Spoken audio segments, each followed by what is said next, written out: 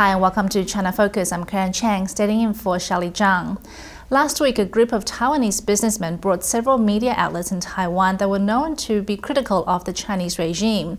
Now, those who protested the sale say this may hurt Taiwanese media freedom and their ability to report freely on China-related issues. And this is part of a plan by the Chinese regime to unify Taiwan. To talk about this issue with me today is senior China analyst He He. Thanks for being with us. Now, before we start, I'm going to play a clip from November 27th when this sale happened and what happened in Taiwan. Around 100 activists and media union representatives gathered outside of Taiwan's cabinet headquarters on Tuesday to protest the sale of several prominent Taiwanese media. Hong Kong media mogul Jimmy Lai sold the Taiwanese portion of Next Media to a group of businessmen with close ties to China. Next Media is known for being critical on its reporting about mainland China.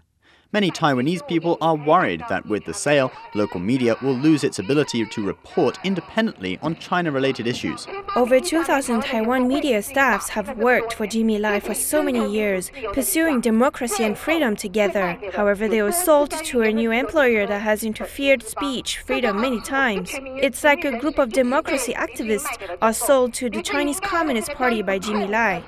The Apple Daily, Next Magazine, Next TV and Sharp Daily are all part of the $600 million deal signed in Macau on Tuesday.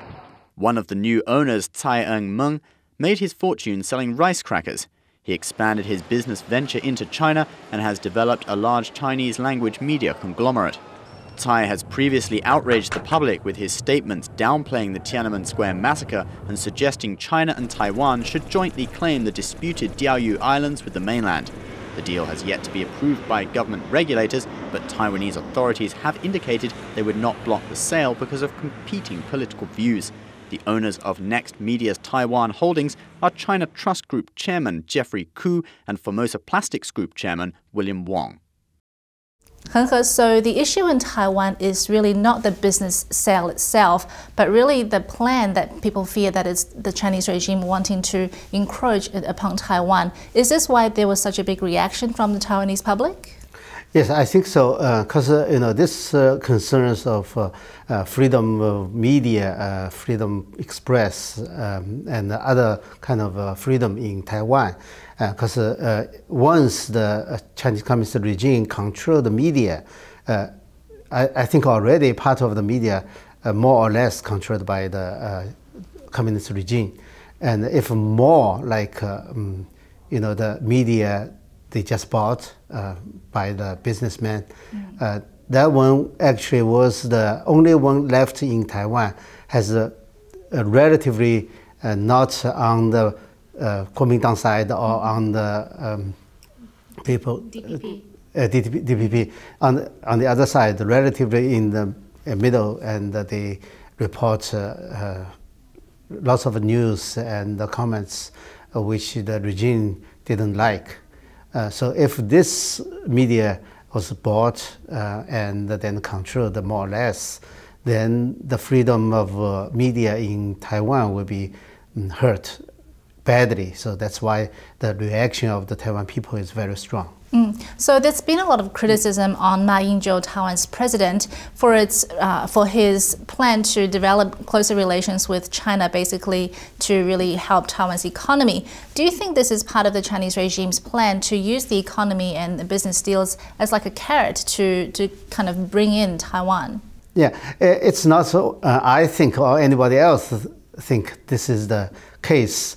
Actually, it's communist regimes. Well planned, and they don't really hide it. For the media control, they have their own purpose everywhere. Not even to Taiwan, but also to Hong Kong and to overseas like Western countries.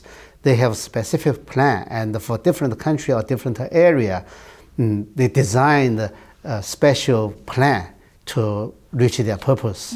So for Taiwan, the reunification is the best, is the final purpose of the regime, and what they are doing in Taiwan or in overseas Chinese community also focus on this purpose. So in our daily news broadcast yesterday, we did an interesting piece about Xinhua News Agency, the Communist Party's mouthpiece. So Twitter is actually banned inside China, part of its Chinese internet censorship. But Xinhua actually has two Twitter accounts, one in Chinese language and one in English. Now, the Chinese one hasn't actually been used since March 2011, but the English one is fully operational. So obviously, the English one is targeted at the Western audience. Is there a difference in how the Chinese regime uses propaganda within the country and externally? Oh yeah, it's totally different because internal they have a propaganda department of the CCP Central Committee to control the internal propaganda. For the outside, it's called the International Relationship Office of the CCP Central Office, but they have another name. It's called the Media Office of the State Council. So they have different names, but only controlled by the CCP. So it's basically that one is for the overseas propaganda. So as you mentioned, Twitter, English Twitter for the regime is a one-way propaganda. So they keep running. But if they let the Twitter run inside China, that's social media, which the regime cannot allow to run in the inside. So it serves different purpose. So it's kind of ironic. On the one hand, inside China, it's suppressing media, but on the other hand, it wants to tell everyone else its own message. Yeah. And so there was an interesting thing that happened during the 18th Party Congress talking about its external media. There was a reporter from Australia, Andrea Yu, who got a lot of attention because she was selected on separate occasions to pose questions to Chinese leaders during press conferences. And one of the things she asked during one of these times was that after the 18th Party Congress, what policies and measures will there be to support overseas Chinese media and publicize and promote Chinese culture? Now, that question to me is interesting in a couple of ways. First, Andrea was actually later found out to be working for an Australian company that had ties to the Chinese state-run radio station. And secondly, her question really shows that the Chinese government is actively engaging with overseas Chinese media. Yeah, overseas Chinese media, it's actually, you can divide it into several different categories. One is a real independent one, like this TV station, NTD-TV. Independent, it's not depend on any government. But the second category is the media bought or controlled more or less by the CCP. And the third category is run directly by the CCP. Like in the United States, there's a media group was run by the State Council of Chinese regime. And some were run by the regime, but with the independent names, so people cannot not tell. Like this Australia media, if you don't dig up deep, you won't be able to tell. This is actually, follow the Chinese regime's the line to do the propaganda. So actually, so people will be always get confused by the media. You thought this is overseas independent media, but actually it's not.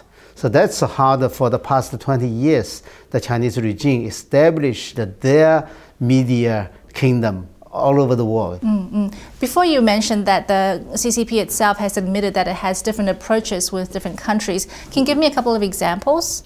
Yeah, for example, for the news group, Australian news group, Murdoch, the Chinese regime, there's a party school article described how they use the business interest to let this media group to abandon a program run by BBC because they thought BBC, this program was against the regime. So they asked, let the news group run some satellite TV program in China, then ask him to abandon that program.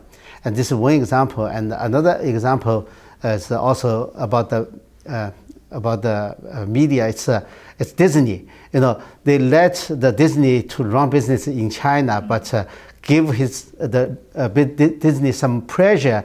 Don't film some program about Tibet. So you're saying that it's allowing these companies to come and work inside China, but using that as a leverage to control what they can and cannot report. Yes, and those can or cannot report is not about China. It's all over the world. It means if you want to get into China market, then probably you will give up some freedom all over the world, by this company. And also, if you look at Microsoft, you can see Microsoft's simplified Chinese search engine will find totally different results from the Google Chinese simplified language. It's censored all over the world. It's not only censored in China. So this isn't really just about the media. It's part of the Chinese regime using the economic interests that people want to go in there and invest and really manipulate what they can and cannot do. Yeah. So do you think this is something that will actually be effective in Western countries? I know that China Daily has a spread in New York Times and the Washington Post. Will people see through it?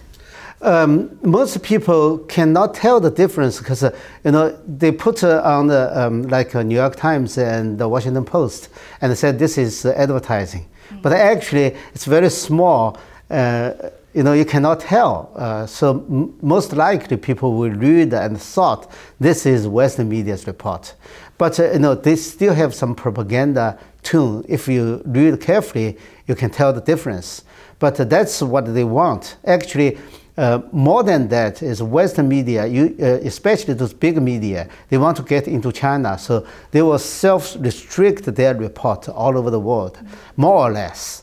So, but in the United States, the good thing is there's lots of local media. They don't want to get into China's market, so they can report whatever they want to report. So American people has more choice, probably much more than Taiwan people can choose what they read.